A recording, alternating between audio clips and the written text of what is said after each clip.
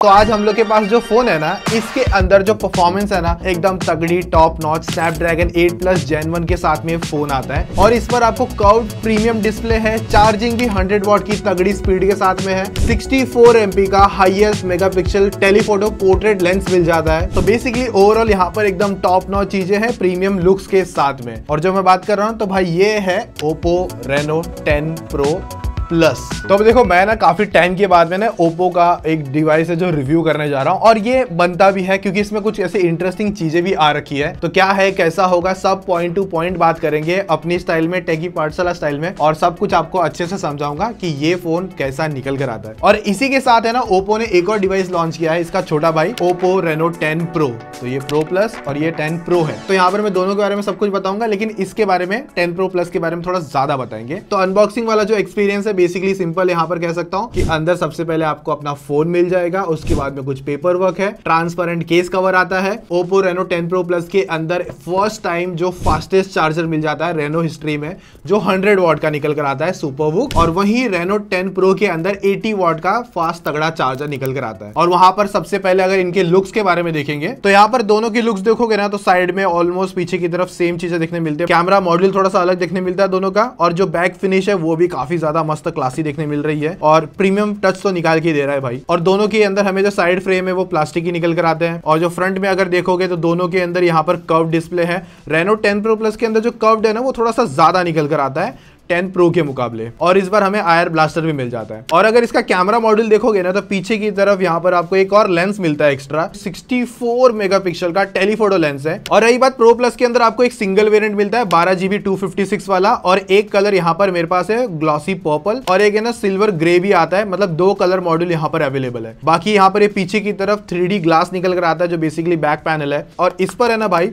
Gorilla glass 5 की protection है, और इसका वेट भी अराउंड मतलब कंफर्टेबल 194 ग्राम आता है। और इन हैंड फीलिंग भी इस फोन की अच्छे से निकल कर आ रही है, ग्रिपिंग भी काफी अच्छे से हो जाती है, और एक बार ऐसा फोन को होल्ड करने पे ये फील होता है कि यस हमने कुछ प्रीमियम चीज पकड़ी है। अभी यहाँ पर इस भाई साहब में पावर भी जैसे अच्छी खासी डाल रखी है भाई। स्नैपड्रैगन 8 प्लस जेन 1 वाला प्रोसेसर है, 4nm वाला प्रोसेसर आता है, और इस पर हमें जो रैम स्टोरेज हो गई LPDDR5 मिल जाती है, UFS 3.1 की स्टोरेज आती है जिसकी रीड एंड राइट की स्पीड भी सॉर्टेड है, और इस पर है ना रैम एक्सपेंशन सपोर्ट भी मिल जाता है, मतलब आप है ना वर्चुअल रैम बना सकते हो, स्टोरेज को ही एज ए रैम में कन्वर्ट कर सकते हो। और रही बात बैटरी को लेकर तो इस पर है ना 4700 mAh की बैटरी डाली है ओप्पो ने, और यहाँ पर first time Oppo Reno series जो है बेसिकली Reno सीरीज है उसमें फर्स्ट टाइम 100 वॉट का सुपरवुक चार्जर मिलता है जो सबसे फास्टेस्ट आ जाता है। तो जिसकी अगर चार्जिंग स्पीड बता दो ना तो समवेयर समझ लो ये फोन पूरा 100% चार्ज हो जाता है 27 मिनट के अराउंड। बाकी इसको मैंने ऐसे प्रॉपर चार्ज करके देखा नहीं है 0 से 100% करके, क्योंकि अभी भी मैं इसे यूज कर रहा हूँ, और देखोगे ना इसमें तो 12% की बैटरी अभी भी इसके अंदर बची हुई है, और मैं इसे काफी टाइम से यूज कर रहा हूँ। मतलब इसमें मैंने कैमरा सैंपल निकाले, बेंचमार्क निकाले, गेमिंग टेस्ट करी है, तो स्टिल अभी भी 12%, हालांकि मैंने इसे एक बार ही चार्ज किया है, इतना समझ के चल लो। तो ऐसा फुल डिटेल डीप वाला जो रिव्यू होता है ना जैसे पर्सनल यूज करने के बाद में, वो आपको थोड़ा सा आगे पता चलेगा। और ये जो दोनों फोन है ना मुझे ओप्पो ने भेजे हैं, तो ये वीडियो कोलैबोरेशन में बन रही है ओप्पो के साथ में।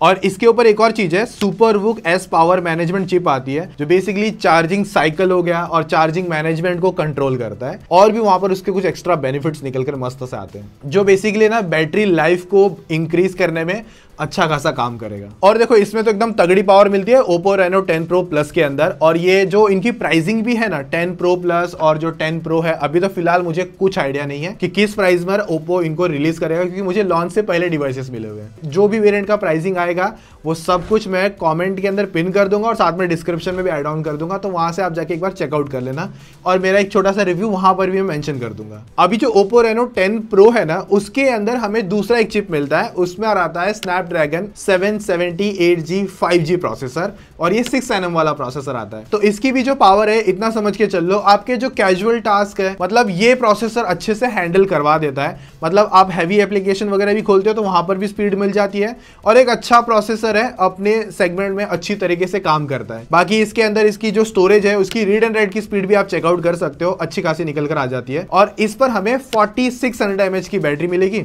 और ये 80 वॉट के चार्जर के साथ में बॉक्स में आएगा। और इस फोन को 100% चार्ज होने में समवेयर वही अपना 27, 28, 30 मिनट के अंदर पूरा फोन आराम से चार्ज हो जाएगा। और इसके अंदर भी हमें वही सेम सुपरवुक S पावर चिप मिल जाती है जो पावर मैनेजमेंट बेसिकली इसके अंदर भी निकल कर आता है।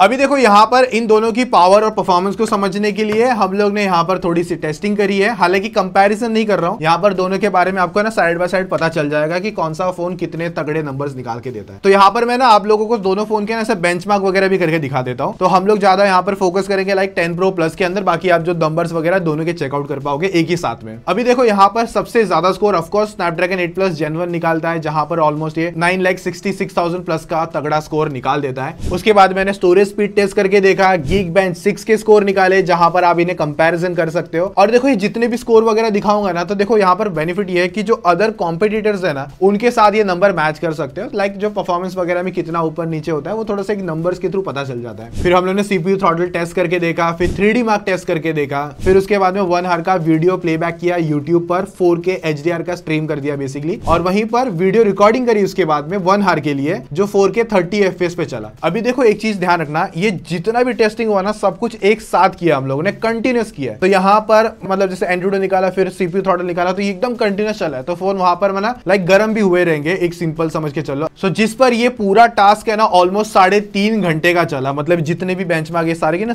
कंटिन्यूस 100% फोन को चार्ज कर ये पूरा टास्क 3.5 घंटे चला था भाई। जिसमें Reno 10 Pro है ना 28% की बैटरी पर आ गया, 100 से सीधा 0 पर। ओवरऑल अगर मैं इतना कहूं कि यहाँ पर मेरे हिसाब से Oppo Reno 10 Pro Pro Plus ये एक दिन तक का बैटरी बैकअप आपको आराम से निकाल के दे सकता है। डिपेंड करेगा आप यूज क्या करते हो, बट जितना मैंने इस मतलब टेस्टिंग करता हूं उस हिसाब से मुझे एक चीज समझ में आती है कि यहाँ पर बैटरी बैकअप वगैरह कैसे आता है, और ये थोड़ा सा ज्यादा ही चले। अदर टेस्टिंग मैंने करी है उस हिसाब से, कंपैरिजन वगैरह ना फ्यूचर में आएंगे देखो, लेकिन आप लोगों को कमेंट करके मुझे बताना होगा कि किस तरीके से हम लोग को कौन से फोन के साथ कौन सा फोन कंपैरिजन करना है। जैसे कि 10 Pro Plus को हमको किस फोन के साथ कंपैरिजन करना चाहिए, वो आगे मैं फ्यूचर में वीडियो बनाऊंगा। बट उसके लिए लाइक का टारगेट एकदम तोड़ डालना, टारगेट नहीं दे रहा हूं, बट एक है कि लाइक ऐसा ना टच करवा दोगे तो पता चल जाएगा हाँ इतने लोग इंटरेस्टेड होते हैं। तो अगर समझ लो 6000 लाइक्स प्लस हो जाता है तो मुझे पता चलेगा हाँ इतने लोग इंटरेस्टेड है कंपैरिजन देखने के लिए, तो मैं वीडियो रेडी करने फिर भागूंगा। क्योंकि 1-2 दिन का काम होगा तो टाइम ज्यादा जाएगा, फिर एडिटिंग में 2-3 दिन जाएगा, 3 दिन तो नहीं 2 दिन चले जाएंगे, तो 4 दिन तक का ऑलमोस्ट पूरा काम होगा।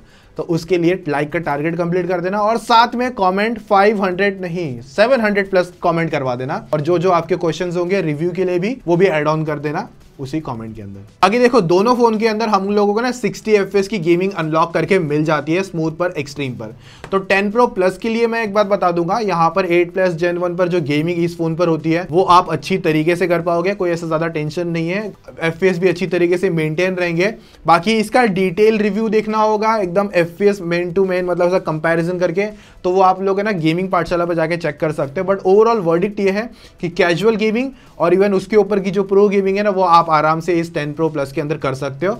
और जो स्नैपड्रैगन 778G प्रोसेसर है ना उसके अंदर भी जो गेमिंग वाला पार्ट है वो भी अच्छे से निकल कर आ जाता है, आप कैजुअल वाली जो गेमिंग है ना अच्छे से कर पाओगे। और देखो इतनी हेवी गेमिंग करने के बाद में ना दोनों में VC चेंबर मतलब लिक्विड कूलिंग है जो फोन को ठंडा रखने में काम में आती है, तो वो दोनों के अंदर हमें इंस्टॉल मिल जाती है जो हीटिंग को अच्छी तरीके से कंट्रोल कर लेता है। और रही बात कनेक्टिविटी को लेकर, तो दोनों में 14 5G बैंड्स आते हैं और दोनों के अंदर सेम Wi-Fi 6 अवेलेबल है, और NFC और IR ब्लास्टर भाई दोनों ही डिवाइसेस में अवेलेबल है। और रही बात फिंगरप्रिंट स्कैनर को लेकर, तो दोनों में ही इन डिस्प्ले फिंगरप्रिंट स्कैनर आते हैं और दोनों ही अच्छी तरीके से रिस्पॉन्स करते हैं जितना अभी तक हम लोग ने यूज किया। बाकी 10 Pro Plus के अंदर जो डिस्प्ले आता है ना भाई वो 6.74 इंचेस का 3D कर्व्ड डिस्प्ले आता है, और जो अच्छा खासा प्रीमियम लगता है। 120 हर्ट्ज की स्मूथ रिफ्रेश रेट है, और इस पर है ना जितना मैंने नोटिस किया है मेरे हिसाब से ना 1.5K प्लस वाला डिस्प्ले निकल कर आता है, जिसपे पिक्सल और डेंसिटी वगैरह एकदम प्रॉपर तरीके से आती है, और ये HDR 10+ का भी कंटेंट रन कर देता है। और बाकी इस पर है ना 1400 की पीक ब्राइटनेस मिलती है, तो इंडोर में भी कोई प्रॉब्लम नहीं, और आउटडोर में विजिबिलिटी को लेकर कुछ पंगा बिल्कुल नहीं है।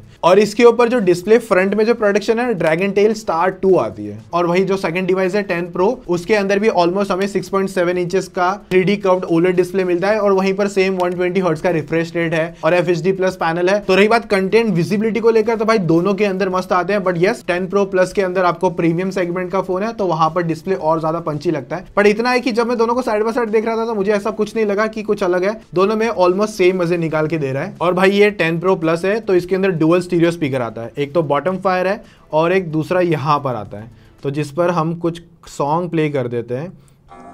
और इसका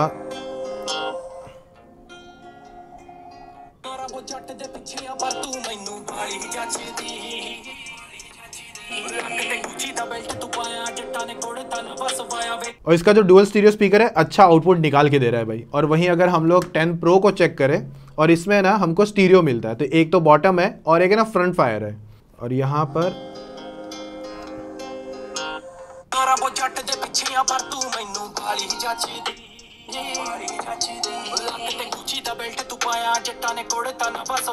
तो यहाँ पर एक चीज लगी है, जो 10 Pro Plus है ना उस पर थोड़ा सा बेसी साउंड फील होता है और यहाँ पर भी अच्छा है, बट ऑफकोर्स प्रीमियम पे कर रहे हो तो प्रीमियम चीज तो ऑफकोर्स यहाँ पर मिलेगी आप। और जो 3.5 mm के गड्ढे है भाई दोनों के अंदर अवेलेबल नहीं है, तो भाई कमेंट करके पूछना नहीं।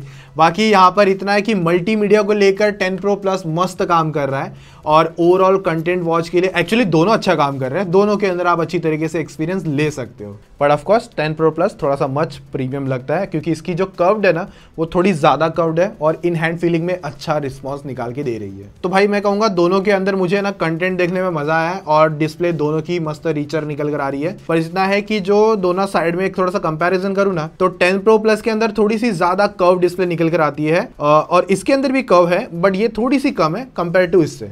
सॉफ्टवेयर के अंदर Oppo 10 Pro Plus के अंदर यहाँ पर Android 13 लेटेस्ट आ जाता है और इसके अंदर ना कलर OS 13.1 निकल कर आता है, तो ओवरऑल एक्सपीरियंस भी क्लीन एंड सिंपल और अच्छे से निकाल के देता है। बाकी मुझे थोड़ा सा और लॉन्ग टर्म में प्राइमरी डिवाइस बना के इसको यूज करके फिर आपको रिव्यू दूंगा, बट कलर OS में मुझे ऐसा कोई ज्यादा एज ऑफ नाउ प्रॉब्लम नहीं आई है। UI का जो एनिमेशन वगैरह वो भी एकदम सिंपल सॉर्टेड रहता है भाई। अभी देखो कैमरा की बात रही तो 10 Pro Plus के अंदर मेन 50 मेगापिक्सल का OIS वाला कैमरा मिल जाता है जिसमें Sony IMX 890 का सेंसर है और 8 MP का अल्ट्रा वाइड आता है। और जो तीसरा कैमरा है 64 MP का हाईएस्ट मेगापिक्सल टेलीफोटो लेंस आता है पोर्ट्रेट कैटेगरी के अंदर। और रही बात सेल्फी 32 मेगापिक्सल की। तो यहाँ पर हम लोग ने कुछ ऐसे फोटो सैंपल ट्राई आउट करे हैं और भाई मुझे यहाँ पर बोलूंगा कि डे लाइट की फोटोज में मेन्स ऑब्जेक्ट्स हो गए, ह्यूमन सब्जेक्ट्स हो गए, कलर काफी अच्छे और मस्त निकाल के देता है और रिचनेस अच्छी से निकल कर आती है और इवन लो लाइट की भी जो डिटेल्स वगैरह है वो अच्छी तरीके से ग्रैब कर लेता है। और वहीं पर जब इसकी पोर्ट्रेट फोटोज की बात आती है वो भी अच्छी खासी रिचनेस के साथ में है, मतलब कलर्स ऑब्जेक्ट्स वगैरह भी अच्छे से निकाल के देता है। बाकी सेल्फीज वगैरह का भी जो आउटपुट है वो भी अच्छी तरीके से आ जाता है, मेन फोटोग्राफी हो गई और उसी के बाद में अपना जो पोर्ट्रेट्स है वो भी अच्छे से डिसेंट सी फोटो निकाल लेता है। और इस पर है ना आप मेन कैमरा पर 4K 60 FPS की वीडियो ले सकते हो, बट वहीं अगर फ्रंट सेल्फी पे देखोगे ना 1080p 30 FPS पर कैप करके रखा हुआ है। तो जो 10 Pro Plus का यहाँ पर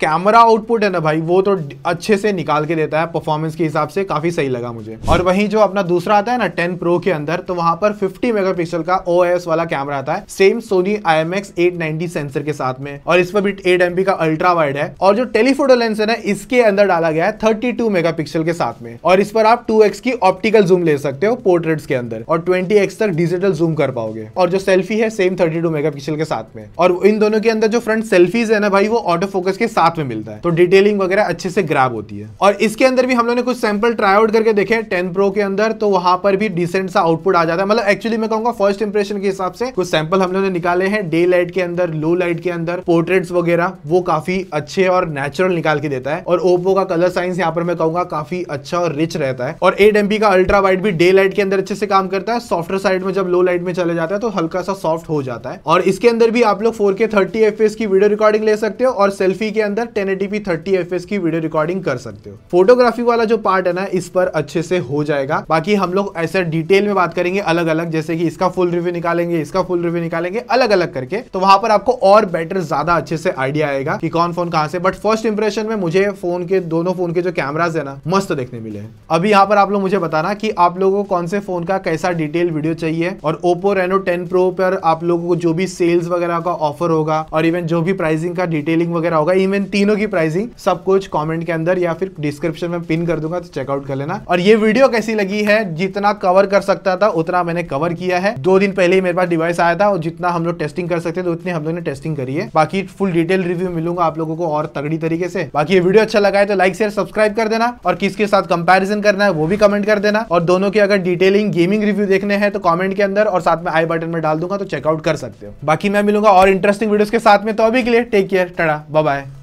जय हिंद।